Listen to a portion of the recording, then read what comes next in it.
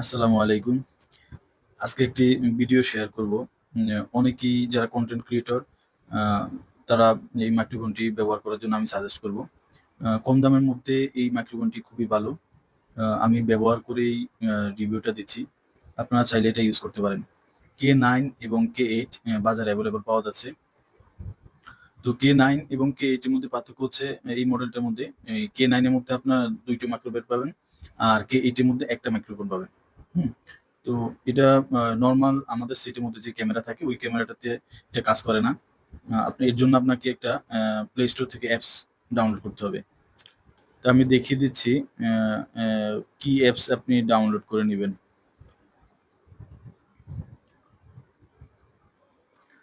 Play Store গিয়ে open camera নামে search করবেন।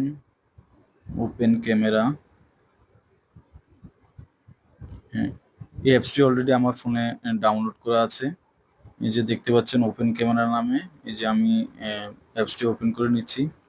তো এখানে এই ক্যামেরা ওপেন করার পরে এখান থেকে একটা সেটিং আপনি করে নিতে হবে। যেটা হচ্ছে মূল বিষয় আরকি। এই সেটিং থেকে ভিডিও সেটিং এ চলে যাবেন। ভিডিও সেটিং এ এখানে দেখতে পাবেন অডিও সোর্স নামে একটি অপশন রয়েছে।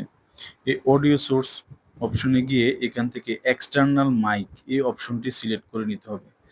External mic.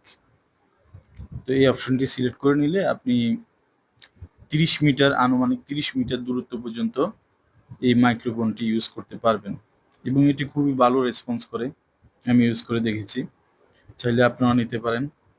খুব সুলভ মূল্যে পাওয়া যায় মাইক্রোফোনটি। আশা করি ভালো লাগবে ব্যবহার করে। ধন্যবাদ। ভালো থাকবেন সবাই।